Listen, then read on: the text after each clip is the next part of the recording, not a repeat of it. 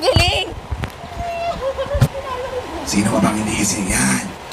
Easy. Hoy, Shogi. Linisin niyo muna mga kama niyo.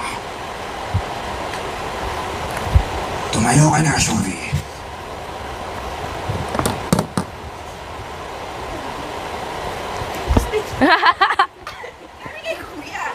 Kuya, bad mood sa umaga siya.